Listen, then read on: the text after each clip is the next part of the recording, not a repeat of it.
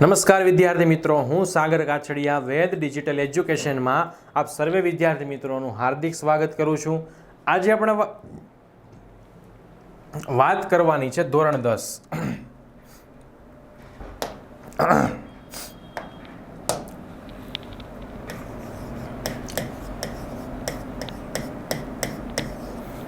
વિષય વિજ્ઞાન.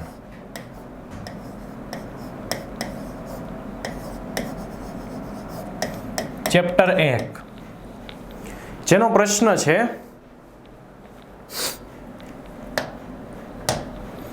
ઓક્સિડેશન અને રિડક્શન પ્રક્રિયા કોને કહેવાય? ઉદાહરણ આપી સમજાવો. ઓક્સિડેશન અને રિડક્શન પ્રક્રિયા કોને કહેવાય? ઉદાહરણ આપી સમજાવો. ચલો જોઈએ. ઓક્સિડેશન અને રિડક્શન. તો જે રાસાયણિક પ્રક્રિયા દરમિયાન પદાર્થમાં અણુ કે પરમાણુ કોઈ પણ આવે, ઓક્સિજન મેળવે. કોને મેળવે છે? ઓક્સિજન મેળવે અને હાઇડ્રોજન ગુમાવે. એટલે કે ઓક્સિજન મેળવે અને હાઇડ્રોજન ગુમાવે. આ જે પ્રક્રમ થાય છે, જે પ્રક્રિયા થાય છે, એને શું કહેવાય છે? ઓક્સિડેશન. રિડક્શન કોને કહેવાય? તો જે રાસાયણિક પ્રક્રિયા દરમિયાન પદાર્થમાં અણુ કે પરમાણુ ઓક્સિજન ગુમાવે છે,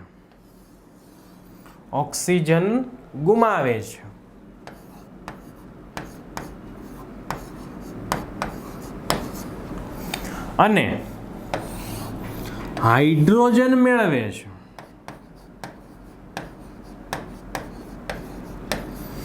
આ જે પ્રક્રિયા થાય છે, આ પ્રક્રિયાને આપણે શું નામ આપ્યું છે? રિડક્શનની પ્રક્રિયા. ઓક્સિડેશનમાં ઓક્સિજન મેળવે, હાઇડ્રોજન ગુમાવે. એનાથી ઉલટું રિડક્શનમાં ઓક્સિજન ગુમાવે, હાઇડ્રોજન મેળવે. સાહેબ, આ બે થવું જરૂરી છે. હાલો, કોઈ પ્રક્રિયામાં ઓક્સિડેશનની પ્રક્રિયા થાય છે તો આ બે વસ્તુ થવી જરૂરી છે. બે વસ્તુ એટલે ઓક્સિજને મેળવવા જોઈએ, હાઇડ્રોજને ગુમાવવા જોઈએ? ના, એવું જરૂરી નથી. બેમાંથી એક થતું હોય તો એને શું કહેવાય? ઓક્સિડેશનની પ્રક્રિયા કહેવાય.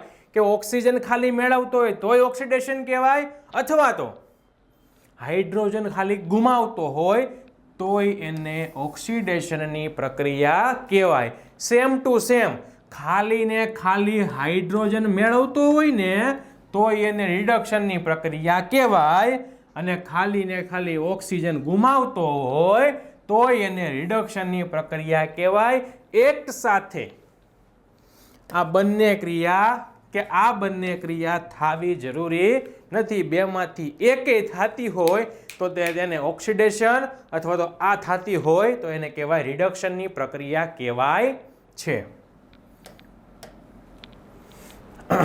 ઉદાહરણ આપ્યા અહીંયા. ચાલો પહેલું ઉદાહરણ જોઈએ. કોપરની પ્રક્રિયા ઓક્સિજન સાથે થાય છે. તો જો પ્રક્રિયકમાં ઓક્સિજન આવે તો ઓક્સિજન શું છે? મેળવે છે. ઓક્સિજન ઉમેરાય છે તો આ કાર્બનમાંથી શું બન્યું? Carbon dioxide. ક્યારે બન્યો? ઓક્સિજન ઉમેરાણો એટલે. તો આ કઈ પ્રક્રિયા છે? ઓક્સિડેશનની પ્રક્રિયા છે. કઈ પ્રક્રિયા છે મિત્રો? ઓક્સિડેશનની પ્રક્રિયા છે. હવે જુઓ અહીંયા, કોપર ઓક્સાઇડની પ્રક્રિયા હાઇડ્રોજન સાથે થાય છે. કોપર ઓક્સાઇડની પ્રક્રિયા હાઇડ્રોજન સાથે થાય છે. તો જુઓ શું થયું અહીંયા? આ કોપર ઓક્સાઇડમાંથી કોપર બની ગયો અને હાઇડ્રોજનમાંથી પાણી બની ગયું. તો આપણું ઓક્સિડેશન શું કહેતું હતું? કે O નો ઉમેરો અને આ H નું દૂર થવું. ચલો રિડક્શન શું કહે છે?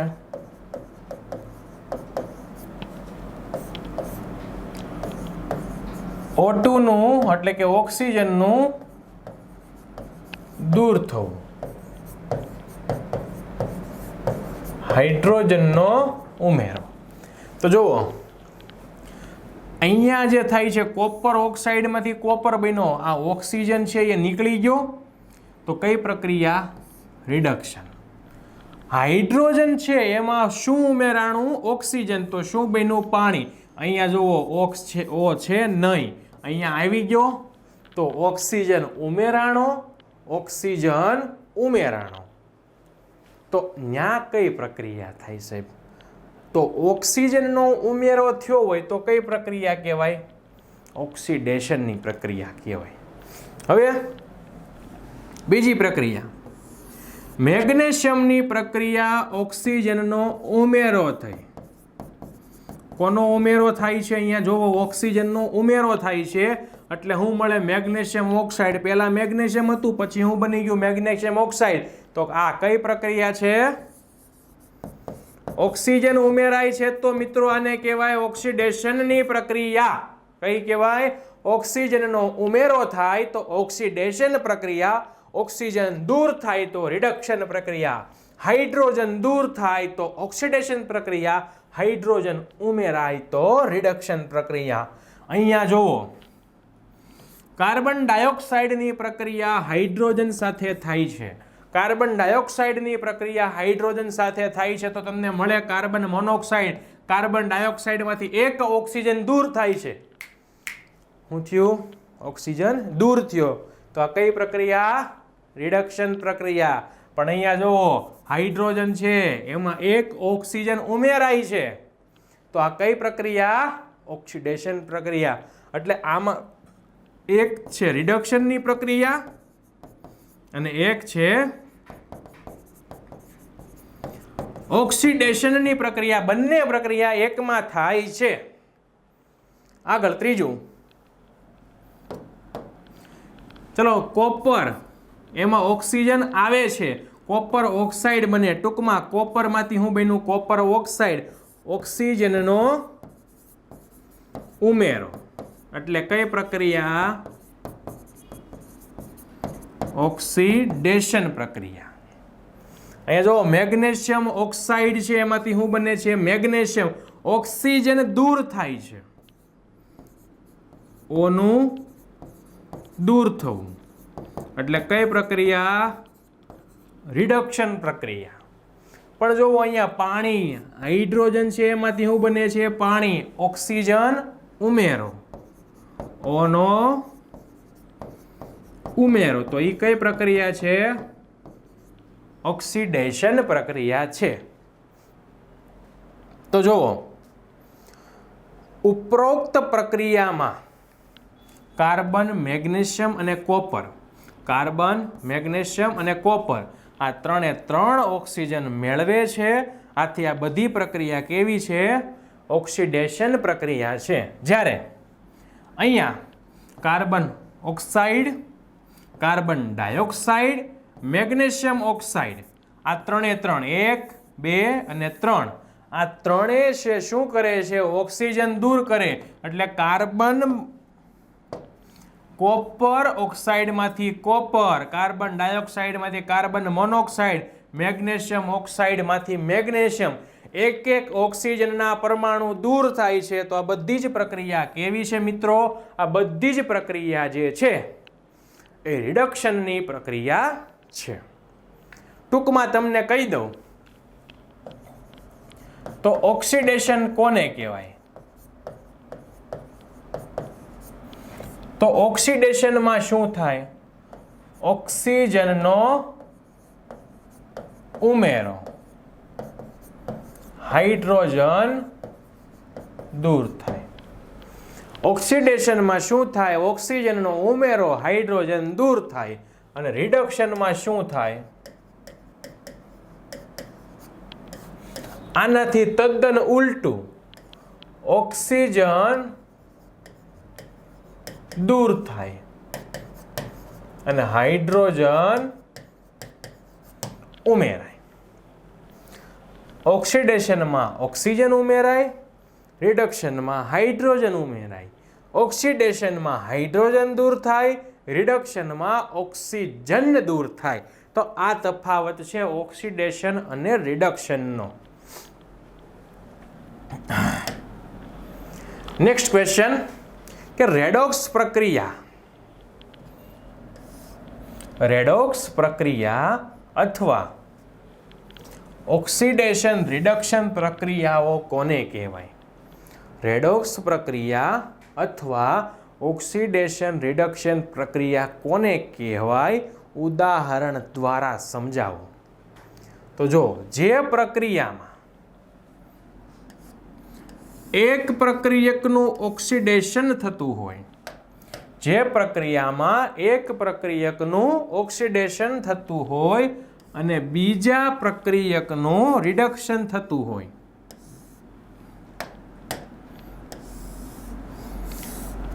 એકનું શું થાય? ઓક્સિડેશન, બીજાનું રિડક્શન. તો તેવી પ્રક્રિયાને કહેવાય છે રેડોક્સ પ્રક્રિયા. બે પ્રક્રિયકો હોય,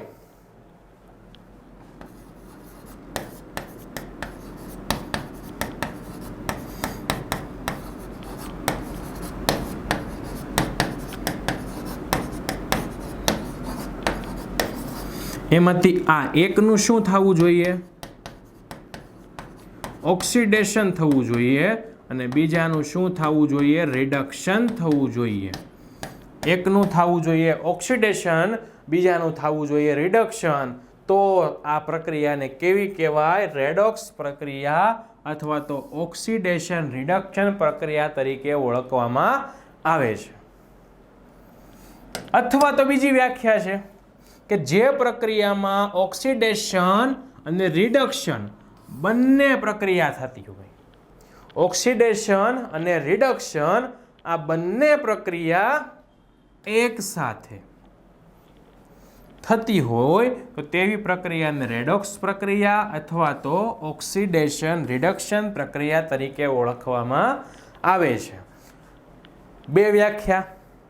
પહેલી વ્યાખ્યા કે એક પ્રક્રિયકનું ઓક્સિડેશન થાય, બીજાનું રિડક્શન થાય તો એને કહેવાય રેડોક્સ. બીજી વ્યાખ્યા કે જેમાં ઓક્સિડેશન ને રિડક્શન બંને થતા હોય એ પ્રક્રિયાને કહેવાય રેડોક્સ અથવા તો ઓક્સિડેશન રિએક્શન. રિડક્શન રિએક્શન એટલે કે ઓક્સિડેશન રિડક્શન રિએક્શન એટલે કે રેડોક્સ તરીકે ઓળખવામાં આવે છે.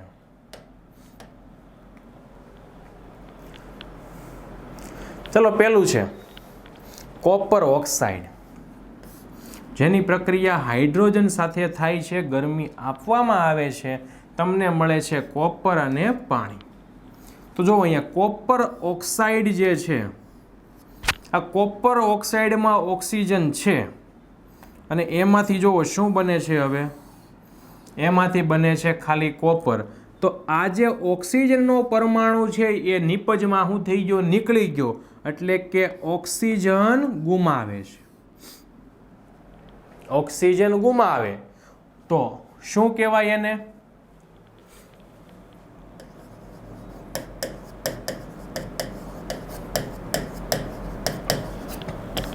જો ઓક્સિડેશનમાં શું થાય? ઓક્સિજન મેળવે, હાઇડ્રોજન ગુમાવે.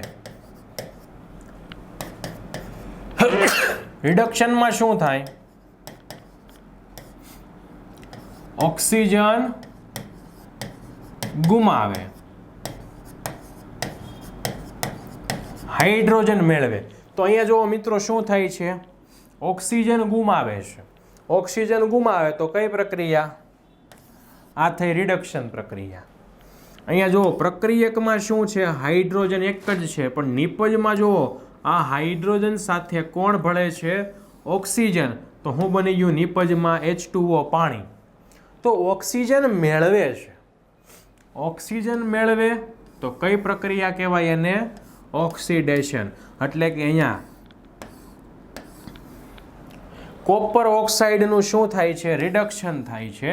હાઇડ્રોજનનું ઓક્સિડેશન થાય છે.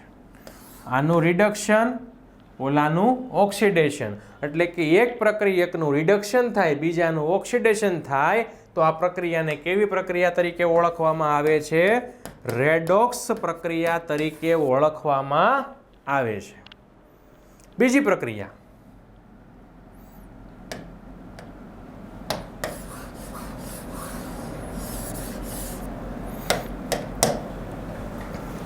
ચલો ફરીથી ઓક્સિડેશન.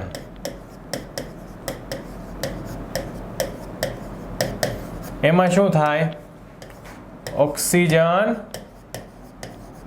મેળવે, હાઇડ્રોજન ગુમાવે. રિડક્શન. એમાં શું થાય?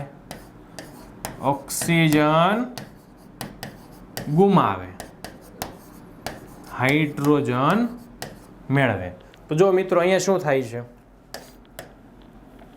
આ ઝીંક ઓક્સાઇડ છે, એમાંથી જો ઓક્સિજન દૂર થઈ ગયો તો કોણ વધ્યું? ખાલી ઝીંક. ઓક્સિજન દૂર થઈ ગયો. ઓક્સિજન ગુમાવે તો કઈ પ્રક્રિયા થઈ? રિડક્શન. એટલે એવું કહેવાય કે ઝીંક ઓક્સાઇડનું શું થયું? રિડક્શન થયું. હવે અહીંયા કાર્બન. કાર્બન શું કરશે? ઓક્સિજનને મેળવે છે. કાર્બન શું કરે છે? ઓક્સિજન મેળવે છે. તો કાર્બનમાંથી શું બને છે? આ કાર્બનમાંથી કાર્બન મોનોક્સાઇડ. હવે કાર્બનનું કાર્બન મોનોક્સાઇડમાં રૂપાંતર થાય તો એવું કહેવાય કે ઓક્સિજન ઉમેરાણો તો શું થયું? ઓક્સિડેશન. તો કાર્બનનું શું થાય? ઓક્સિડેશન. આ ઝીંક ઓક્સાઇડનું થઈ ગયું રિડક્શન અને કાર્બનનું થઈ ગયું ઓક્સિડેશન. તો બે પ્રક્રિયા થાય છે, ઓક્સિડેશન પ્લસ રિડક્શન. તો આને કઈ પ્રક્રિયા તરીકે ઓળખવામાં આવે છે? આને કહેવાય રેડોક્સ પ્રક્રિયા અથવા તો ઓક્સિડેશન રિડક્શન પ્રક્રિયા તરીકે ઓળખવામાં આવે છે. ત્રીજી પ્રક્રિયા, ચલો ફરીથી ઓક્સિડેશન.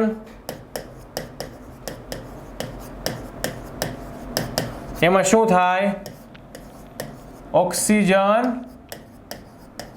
મેળવે, હાઇડ્રોજન ગુમાવે. રિડક્શનમાં શું થાય? ઓક્સિજન ગુમાવે, હાઇડ્રોજન મેળવે. તો ચાલો મેંગેનીઝ ઓક્સાઇડ. આ મેંગેનીઝ ઓક્સાઇડ જો એમાંથી શું થાય છે? ઓક્સિજન ગુમાવે છે. ઓક્સિજન ગુમાવે છે અને શું બને છે? MnCl2 manganese chloride. ઓક્સિજન ગુમાવે તો શું થાય છે? તો મેંગેનીઝ ઓક્સાઇડનું શું થઈ ગયું? રિડક્શન થઈ ગયું. હવે HCl હાઇડ્રોક્લોરિક એસિડ, જેમાંથી જો હાઇડ્રોજન શું થાય છે? દૂર થાય છે. શું બને છે? ક્લોરીન બને છે. આ હાઇડ્રોક્લોરિક એસિડમાંથી હાઇડ્રોજન નીકળી ગયો. હાઇડ્રોજન નીકળી ગયો શું બન્યું? ખાલી ક્લોરીન બન્યું. તો જો હાઇડ્રોજન ગુમાવે, હાઇડ્રોજન ગુમાવે તો શું કહેવાય? એનું ઓક્સિડેશન થયું કહેવાય. તો અહીંયા આનું શું થાય છે? હાઇડ્રોક્લોરિક એસિડનું ઓક્સિડેશન. એટલે કે મેંગેનીઝ ઓક્સાઇડનું રિડક્શન થાય, હાઇડ્રોક્લોરિક એસિડનું ઓક્સિડેશન. એટલે કે રિડક્શન ઓક્સિડેશન બંને પ્રક્રિયા થાય છે. તો આ પ્રક્રિયાને શું કહેવાય? રેડોક્સ પ્રક્રિયા કહેવાય અથવા તો ઓક્સિડેશન રિડક્શન પ્રક્રિયા તરીકે ઓળખવામાં આવે છે. હવે આ જે પ્રક્રિયા આપણે જોઈ છે એમાં કોપર ઓક્સાઇડ, ઝીંક ઓક્સાઇડ અને મેંગેનીઝ ઓક્સાઇડનું અનુક્રમે કોપર, ઝીંક અને મેંગેનીઝ ક્લોરાઇડમાં રિડક્શન થાય છે. શું થાય છે? રિડક્શન. જ્યારે હાઇડ્રોજન, કાર્બન, હાઇડ્રોક્લોરિક એસિડનું પાણી, કાર્બન મોનોક્સાઇડ, ક્લોરીનમાં ઓક્સિડેશન થાય છે. આ જ પ્રમાણે અહીંયા જુઓ મેગ્નેશિયમ છે, તો મેગ્નેશિયમની પ્રક્રિયા ઓક્સિજન સાથે થાય તો મેગ્નેશિયમમાંથી બને મેગ્નેશિયમ ઓક્સાઇડ. તો અહીંયા જુઓ શું થયું, ઓક્સિજનનો ઉમેરો, અને જે પ્રક્રિયામાં ઓક્સિજનનો ઉમેરો થાય એ પ્રક્રિયાને કહેવાય ઓક્સિડેશન પ્રક્રિયા. તો આ મેગ્નેશિયમ ઓક્સાઇડ બનવાની પ્રક્રિયા છે એને કહેવાય ઓક્સિડેશન પ્રક્રિયા તરીકે ઓળખવામાં આવે છે. આ જ પ્રમાણે લોખંડનું કટાવું એટલે કે લોખંડનું ક્ષારણ થવું એ પણ એક પ્રકારની રેડોક્સ પ્રક્રિયા છે.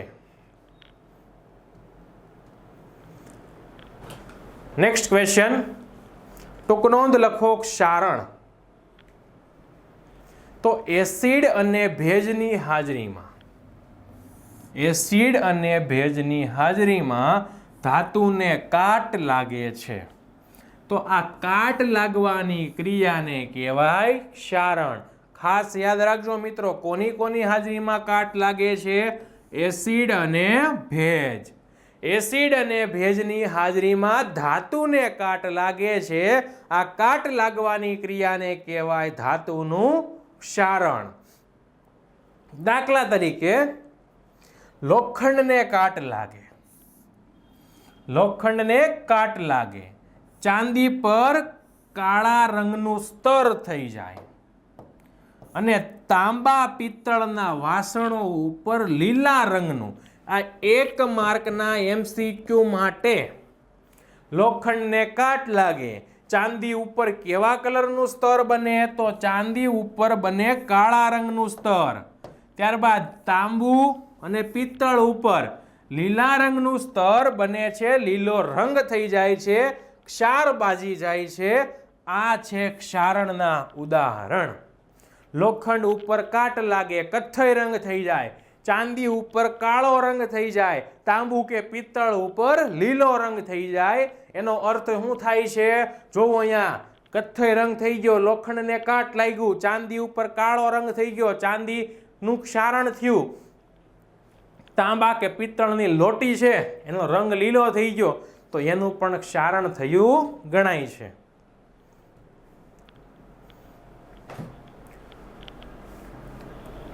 ક્ષારણને કારણે લોખંડના ઉપરના સ્તર પર, કયા સ્તર પર?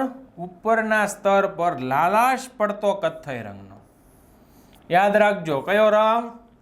લાલાશ પડતા કથ્થઈ રંગના પાવડર જમા થાય છે, જેને કહેવાય લોખંડ કાટી ગયું, લોખંડનું ખવાણ થઈ ગયું, લોખંડનું ક્ષારણ થઈ ગયું. કેવા રંગનું ક્ષારણ થાય? લાલાશ પડતા કથ્થઈ રંગનું ક્ષારણ થાય છે. ટૂંકમાં જ્યારે ધાતુ પર તેની આસપાસના પદાર્થો જેવા કે ભેજ, એસિડ વગેરેનો એટેક થાય, હુમલો થાય છે, ત્યારે એનું શું થાય છે? ક્ષયન. કોનો હુમલો થાય? ભેજ અને એસિડનો. ત્યારે શું થાય છે? એનું ક્ષયન થાય, ખવાણ થાય છે. આ પ્રક્રિયાને કહેવાય ધાતુનું ક્ષારણ.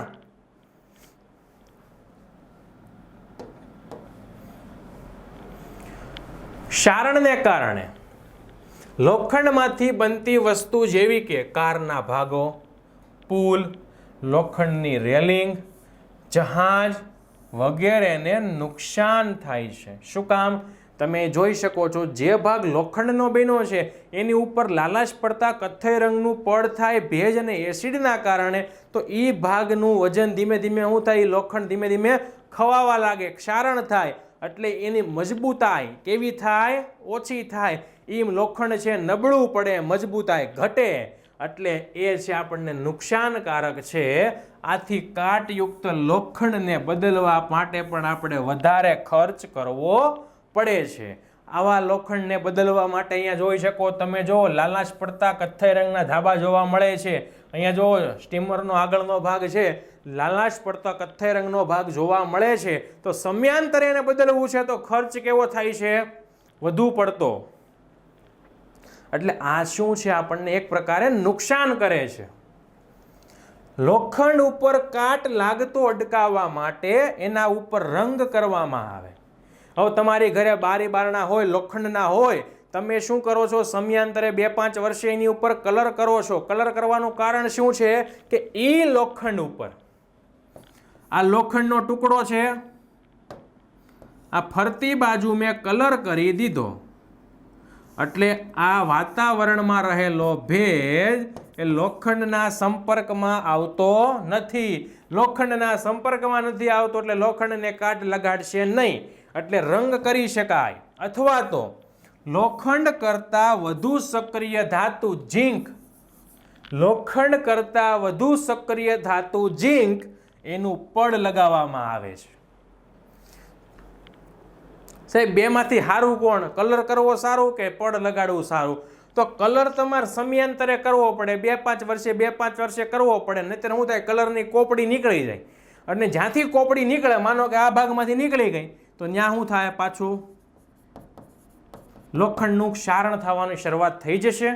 હવે તમે શું કર્યું છે? ઝીંકનું ઉપર સ્તર લગાડ્યું. આ ઝીંકનું સ્તર લગાડો છો એને કહેવાય ગેલ્વેનાઇઝ લોખંડ. અને આવા લોખંડને છે લાંબા સમય સુધી કાટ લાગતો નથી. અત્યારે હાલમાં માર્કેટમાં ગેલ્વેનાઇઝ લોખંડ મળે છે, ગેલ્વેનાઇઝ પાઇપ, ગેલ્વેનાઇઝ પતરા પણ મળે છે કે જેને લાંબા સમય સુધી કાટ લાગતો નથી. ઝીંકનું પડ ધરાવતા લોખંડને કહેવાય ગેલ્વેનાઇઝ્ડ આયન. એક માર્કના એમસીક્યુ માટે કે ઝીંકનું પડ ધરાવતા લોખંડને શું કહેવાય છે? ગેલ્વેનાઇઝ્ડ આયન કહેવાય છે. અને આ પડ લગાવવાની જે ક્રિયા છે એને કહેવાય ગેલ્વેનાઇઝેશન. આ પડ લગાવવાની જે ક્રિયા છે એને કહેવાય ગેલ્વેનાઇઝેશન. ત્યારબાદ આપણો નેક્સ્ટ ક્વેશ્ચન છે, ટૂંકનોંધ લખો ખોરાપણું. હવે ઘણીવાર તમને ટૂંકનોંધ લખો રેન્સિડિટી. યાદ રાખજો મિત્રો, ખોરાપણું ન આપ્યું હોય ને કીધું હોય ટૂંકનોંધ લખો રેન્સિડિટી મોસ્ટ આઈએમપી છે. ખોરાપણું કોને કહેવાય સમજાવો, રેન્સિડિટી કોને કહેવાય સમજાવો. બંને એક જ છે. તો તેલી અથવા ચરબીજન્ય ખોરાક, તેલી અથવા ચરબીજન્ય ખોરાક જે ખુલ્લી હવામાં રાખતા ઓક્સિડેશન થવાથી ખોરો પડે છે. કેવો પદાર્થ? તેલી અથવા ચરબીજન્ય પદાર્થ વાતાવરણમાં ખુલ્લો રાખો એટલે વાતાવરણના વાયુ સાથે એ ઓક્સિડેશન કરે છે અને કેવો બને છે? ખોરો. અને ખોરો બનવાને કારણે એનો સ્વાદ, એની ગંધ બદલાય છે. આ ક્રિયાને કહેવાય ખોરાપણું.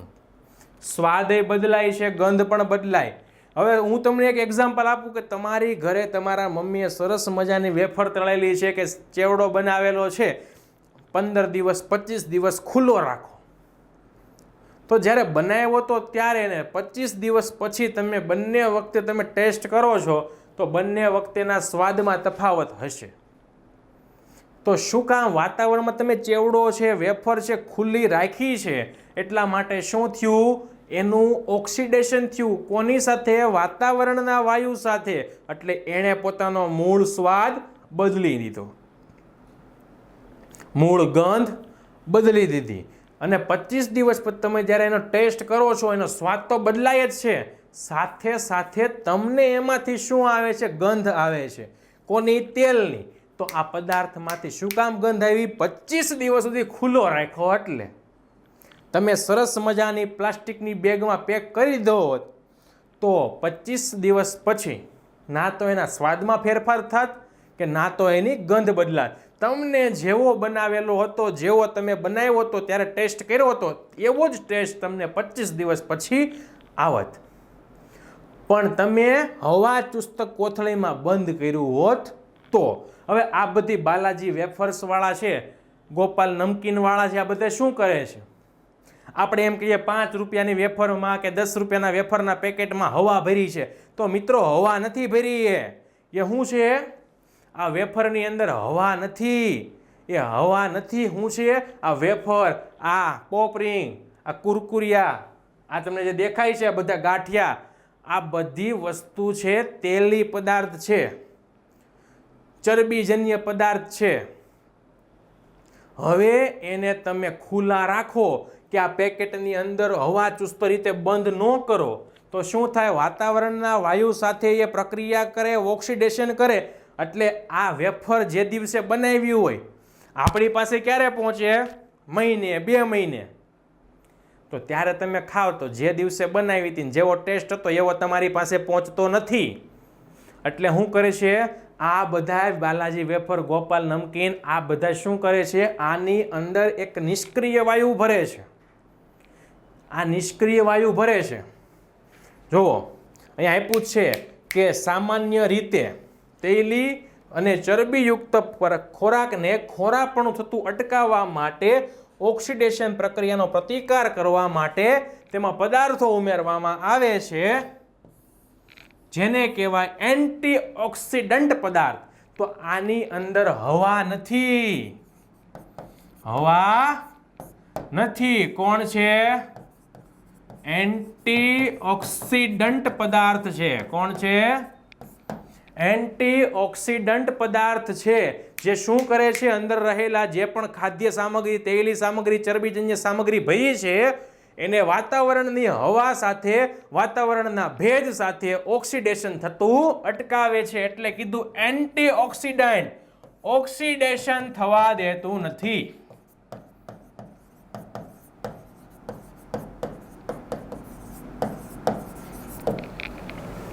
ઓક્સિડેશન થવા દેતું નથી.